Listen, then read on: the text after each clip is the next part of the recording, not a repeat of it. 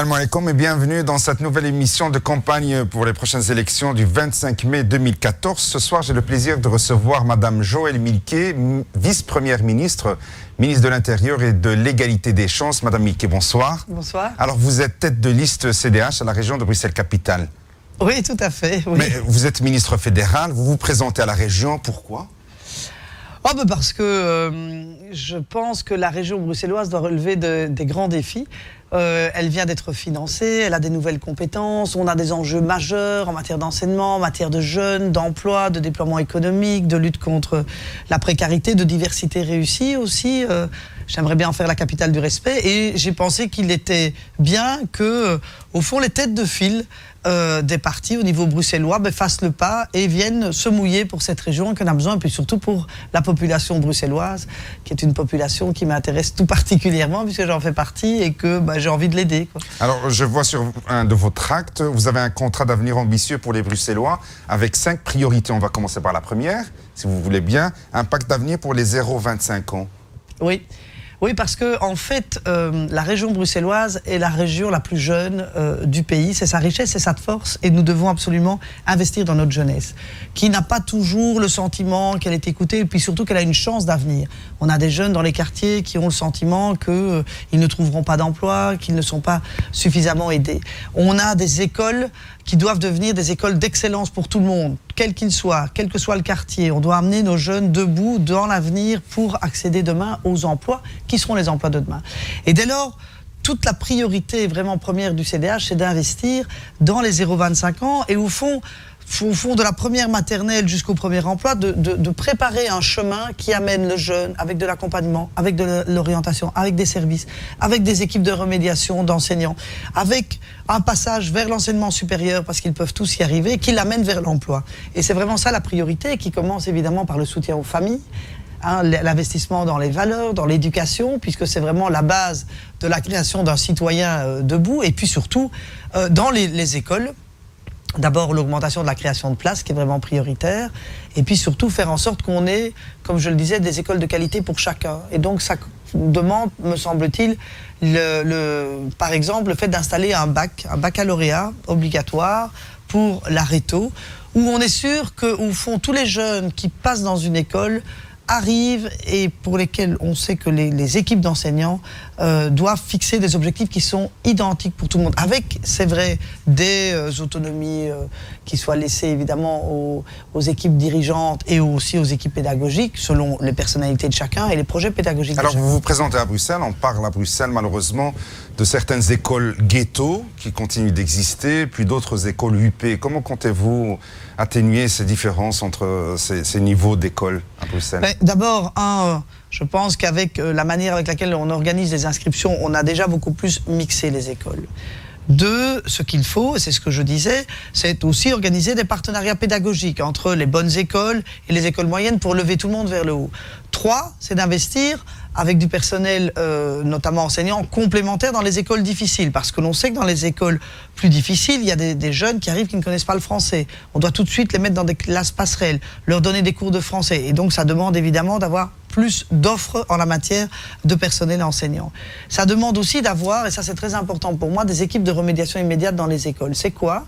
C'est en fait des enseignants qui sont nommés pour l'année, uniquement pour remettre les enfants qui ne comprennent pas, qui ont eu un problème de compréhension quelque part au moment du cours, dans le milieu du groupe, et les remettre vraiment dans la moyenne pour qu'ils puissent s'en sortir. Et donc, c'est en fait de pouvoir faire un partenariat avec 2-3 écoles, voire même dans une seule école, dégager des moyens pour du personnel qui reprend l'enfant à midi ou après 16 heures pour lui réexpliquer, mais dans l'école. Donc un accompagnement à suivre. Qui est régulier. pour moi une condition vraiment de qualité de l'enseignement et aussi d'accompagnement pour que le jeune réussisse. D'accord. Deuxième priorité, un grand plan de déploiement économique Bruxelles 2025. Voilà, c'est pas pour 2025, mais c'est pour commencer dès maintenant à 10 ans. Moi, ce que je veux, c'est qu'on ait une grande ambition pour Bruxelles, qui a plein de talents. Et ce que je voudrais, puisqu'on a un problème d'emploi, c'est qu'on double la création d'emplois Et on peut, en 2 législatures, créer plus de 100 000 emplois pour les Bruxellois si l'on crée 10 grands pôles de compétitivité, comme nous l'avons fait en Wallonie, à Bruxelles. Et notamment dans des métiers du futur qui sont passionnants pour les jeunes et dans lesquels ils peuvent se déployer. C'est notamment tout le pôle de la transition numérique, tout le pôle numérique qui nous permettrait au niveau de Bruxelles de pouvoir non seulement former, créer de l'emploi, mais d'avoir une capitale qui soit une capitale digitale avec énormément de services aux personnes. La même chose pour l'événementiel, etc. Et donc c'est vraiment un projet ambitieux derrière lequel tous les niveaux de pouvoir de Bruxelles doivent être, notamment les communes, et qui permettra de créer de l'emploi. Comment expliquez-vous, Madame Milquet, qu'il y a beaucoup d'offres d'emploi à Bruxelles et beaucoup de chômeurs aussi?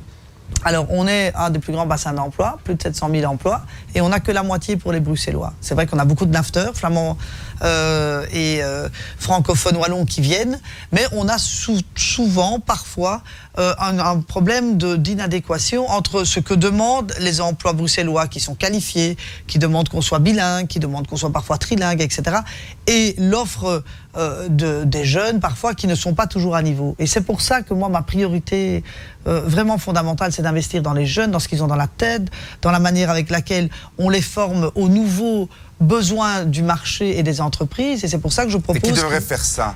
Voilà. Cette Mais donc, moi, formation adéquate, ciblée. Voilà, moi, ce que je propose, c'est qu'on crée un pôle bruxellois dans lequel se trouvent les représentants de toutes les écoles, de tous les services de placement, donc Actiris, etc., et toutes les entreprises. Et que l'on puisse déployer enfin un grand partenariat entreprise-école où on met à niveau la formation technique et professionnelle, on en fait une vraie filière de valorisation, avec des stages en entreprise, où le jeune se forme tout de suite, ça le motive, il peut le faire dès 15 ans, avec un passage de l'enseignement en alternance, et où dès lors il a une capacité de pouvoir trouver du travail beaucoup plus en adéquation avec ce que demande l'entreprise, parce qu'il y aura travaillé, qu'on aura fait la formation, comme on est en train de le faire au niveau de la communauté française, en lien entre les écoles et les entreprises, et ça c'est vraiment une possibilité de métier d'avenir beaucoup plus importante pour les jeunes. Alors, je ne sais pas si on aura le temps de parcourir toutes vos priorités, mais sinon j'ai une 3e priorité, un nouveau programme social, Bruxelles à visage humain. Ça veut dire quoi, Madame Milquet? Ben voilà, moi je ne veux pas d'une ville où chacun est enfermé dans un petit ghetto, n'a pas de relation avec l'autre, n'est pas aidé, n'est pas solidaire, où il n'y a pas de milieu associatif. Moi je veux une ville d'abord de solidarité, où on dope les services aux personnes plus âgées, aux femmes qui sont seules, qui ont des problèmes pour garder leurs enfants, qui doivent chercher du boulot, où on aide les plus précarisés. Ça, c'est la vision humaniste de la société.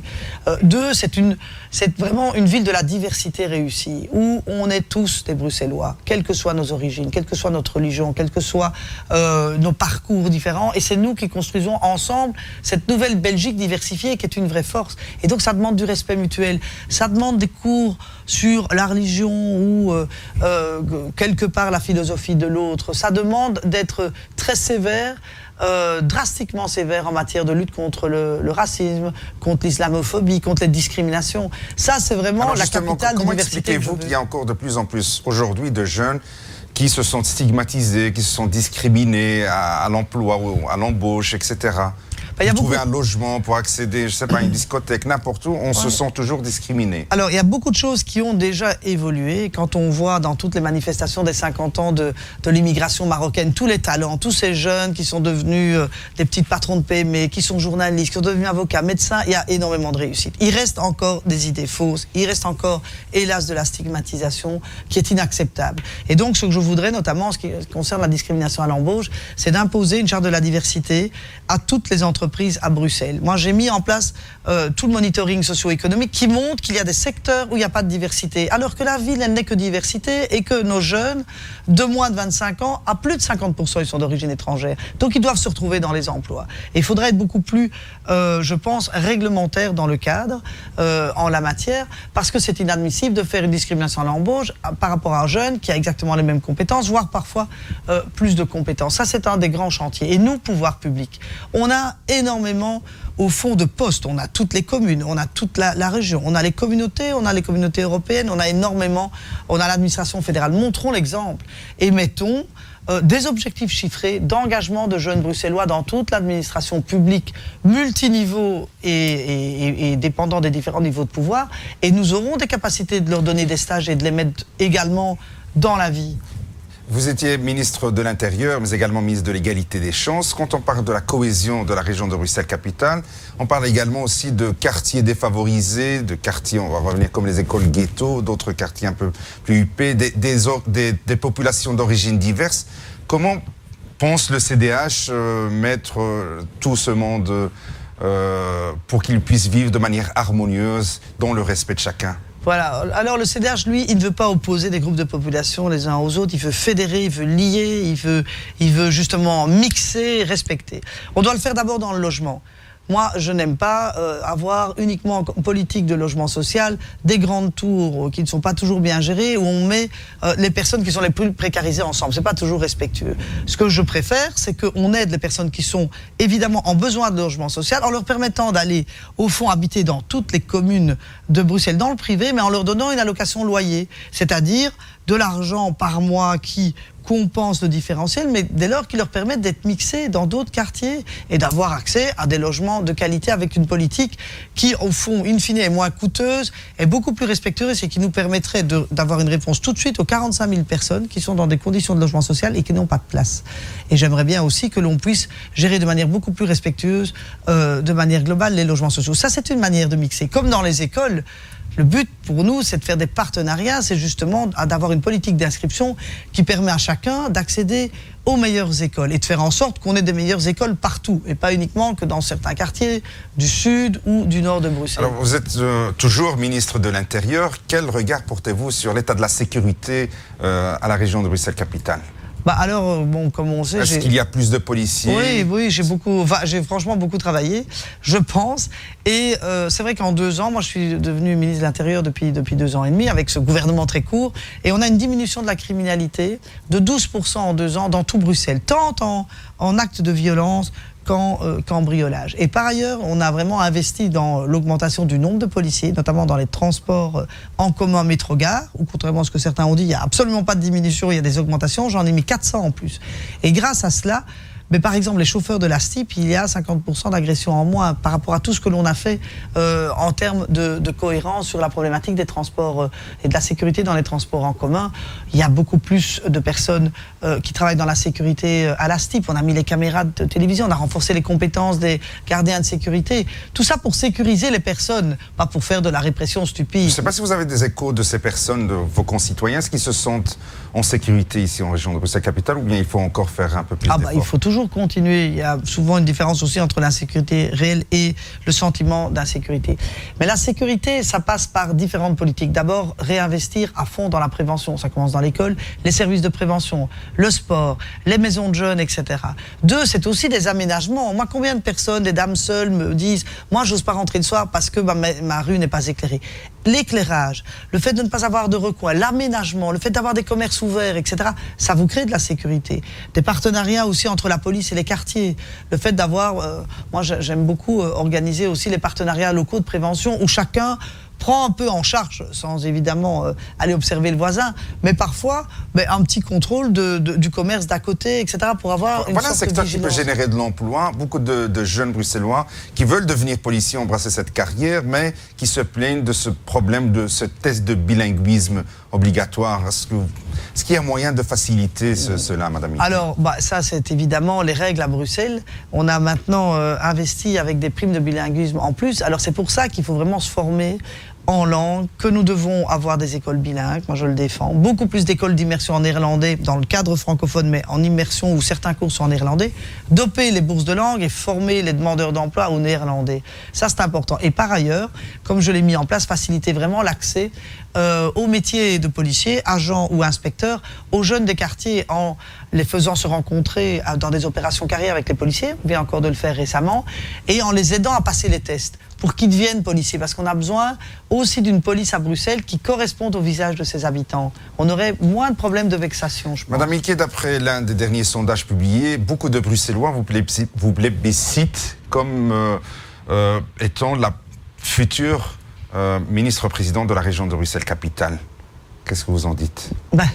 Je veux dire, c'est sympathique, ça me fait plaisir, mais pour ça, il faut surtout le faire au moment des élections et pas au moment des sondages. Donc c'est vrai que si les personnes en ont envie, C'est pas mal d'avoir une femme pour la première fois à la tête d'une région. Moi, je suis prête à le faire avec énormément de conviction et énormément de sens du service à l'égard des Bruxellois. Et ils savent qu'ils peuvent compter sur moi. Mais pour ça, il faut donner des signaux électoraux. Alors, je assez rappelle, clairs. Madame Joëlle Milquet, vice-première ministre, ministre de l'Intérieur et de l'égalité des chances. Vous êtes tête de liste. Vous tirez la liste CDH à la région de Bruxelles-Capitale. Je vous remercie. Merci. Et moi, je vous donne rendez-vous avec un autre ou une autre candidate CDH.